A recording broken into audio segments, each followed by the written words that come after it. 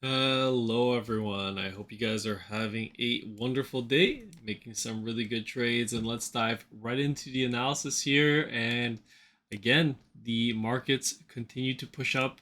A bit of a pause day today, though, in the SPY and triple Qs.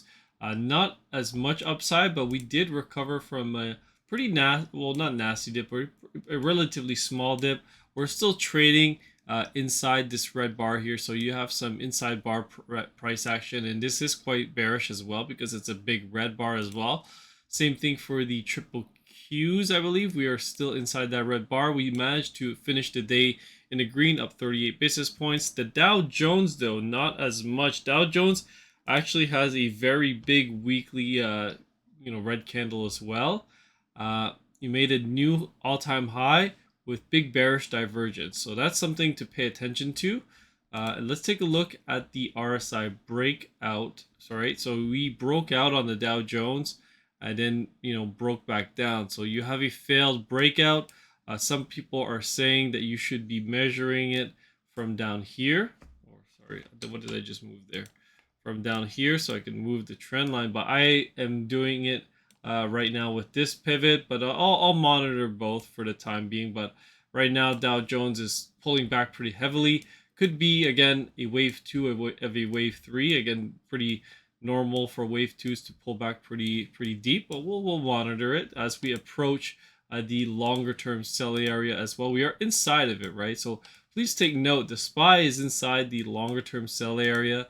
The triple Q is approaching the longer term sell area, and the IWM still got some ways to go. Right, the IWM still needs this big blow off top move. The yields today spiked. I think this is a wave two for the yields, and this is the reason I say this is that when you take a look at the TLT, you could see that today we entered the buy area in the TLT, right? We dipped down into the buy area here. So now this should be supported, right? If this is an ABC, we labeled it correctly. We should find support here and reverse out, which means the yields should be dropping, right? Let's take a look at what economic data we got coming out this week. Tomorrow, let me see here. What we got tomorrow? Tomorrow we don't have anything. Just Richmond Manufacturing Index and the few FOMC members speaking. And then on Thursday, we have preliminary GDP quarter over quarter, unemployment claims, pending home sales. And on Friday, we have GDP month over month for the Canada and the PCE index. So PCE is the Fed's favorite tool to measure inflation. It is set to come in at 0.3%, so no change from the previous month. It's going to be interesting to see how that plays out. When we take a look at the daily time frame on the SPY, you can see green money flow is decreasing even with this pump higher. When we get on the smaller time frames, the 4 hour still has increasing green money flow. So this is actually quite bullish. You're starting to see money still flowing back into the SPY and into assets. So that's good to see. And another indicator that you guys want to pay attention to is NVDA. NVIDIA actually erased divergence. So now it's extending the wave three again, right inside of this longer term, move up here. Let me just adjust this entire count. So this is still the wave one. We have yet to see wave three. This could be wave three as well, given the impulsive nature, right, of the larger wave three. But we could erase a count as well. But overall, now you've erased it. You should continue to push up. You'll get a pretty steep pullback eventually. If it continues to shoot straight up, essentially, we missed the countdown here. And we're essentially just inside this longer term wave three. And then you're going to finish up in this area, which is 1239 to 1382. And a lot of bears are wrong. And I would actually like this to be a wave three with all the gap ups, right? Look at this gap up on NVIDIA. From 947, you gap up 7%, and then you pump up another 4, and then you gap up again. So to you gap up again all the way up to 7.59. In only a couple of a week or two, you're up 21%. And again, a lot of people, no, NVIDIA's topped out. it's not going to go any higher. The market's not going to go any higher. The market is done. NVIDIA is done. It's topped. I'm so smart. I'm bearish. I'm going to short. This is where I'm going all in. Boom. Right? Now bears are panicking, capitulating. And, we're going to get into this area.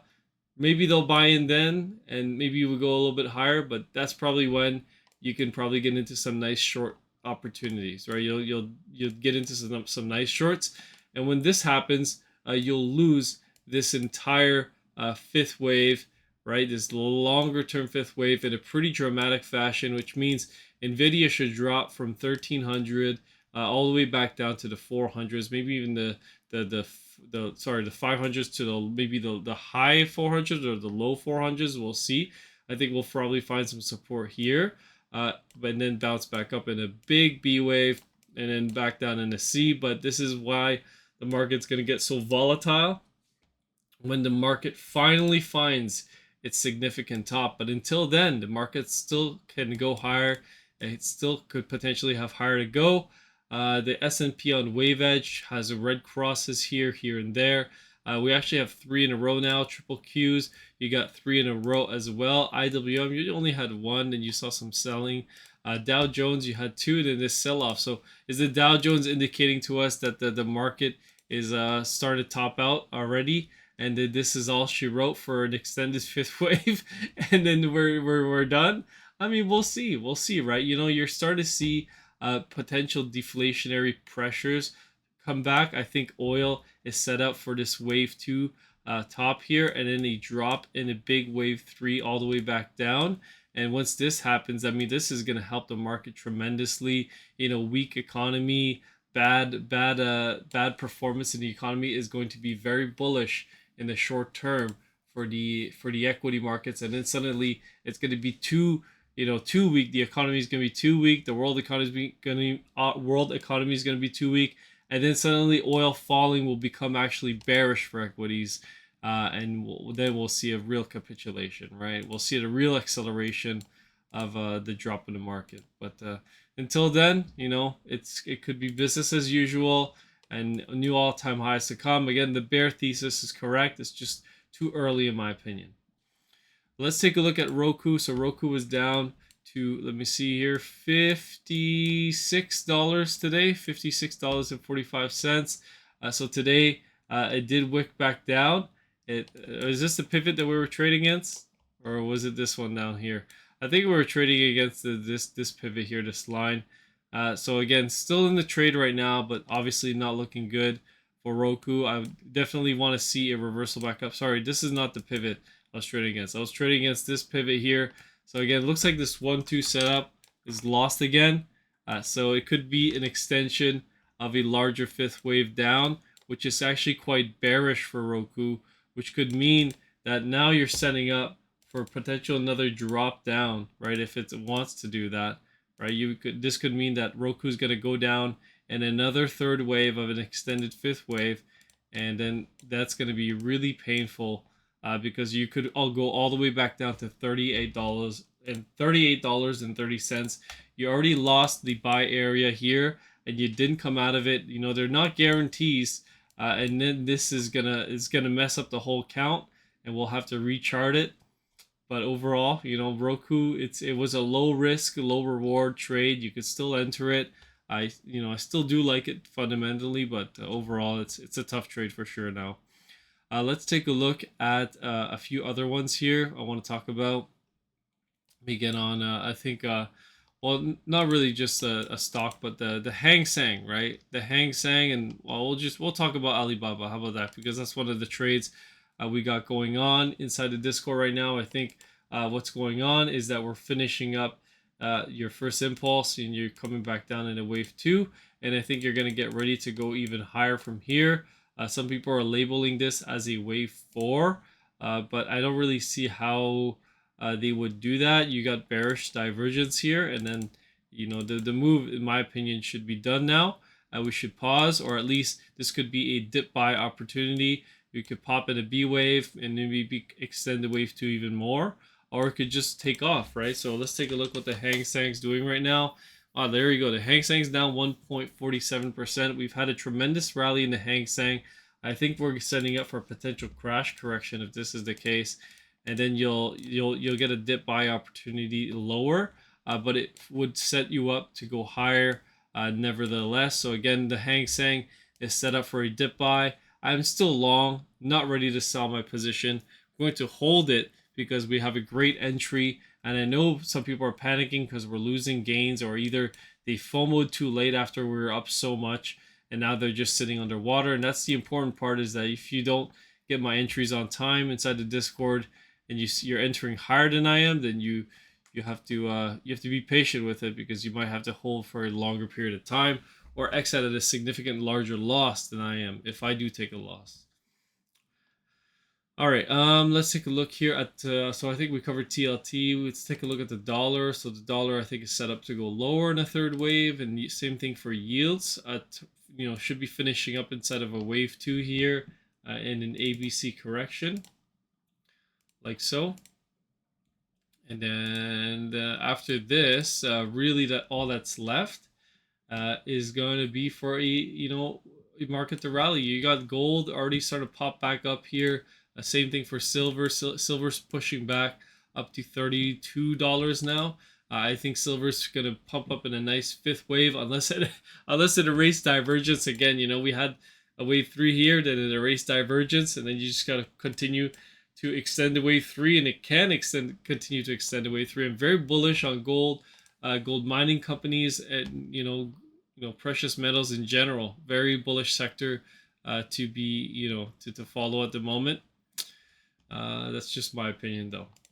But overall, my opinion has been correct, at least in the precious metal space. Let's take a look at a few other stocks here. We'll take a look at Mara. A lot of these crypto mining stocks. Bitcoin's kind of in a lull right now. Still hoping that we get this pump to some final all-time highs, possibly 80K to 100K. Bitcoin's kind of just in a decision-making point, very, very choppy.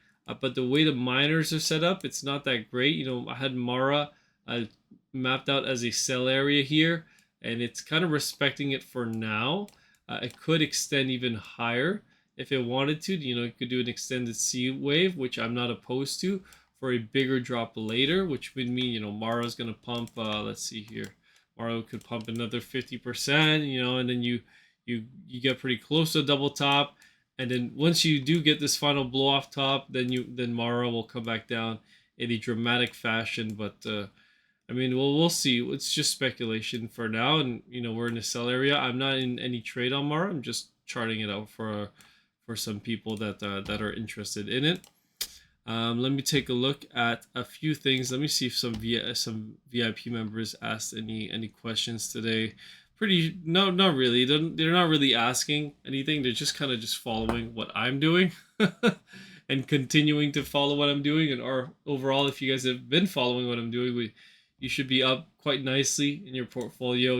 We called out the Hang Seng rally, the rally in bonds, another dip buy in the market down here. While the bears were cheering, we got this one right. This is the crash. It's starting. And it can continue. It doesn't mean that this is over. Maybe it's a big overshooting B wave, but I think it would be unlikely right now. Markets are down in the after hours, so we'll have to see how everything opens up tomorrow. Anyways, don't stress about it. Sit on your hands. Let the market work itself out, and I'll catch you guys on the next one. Have a wonderful evening.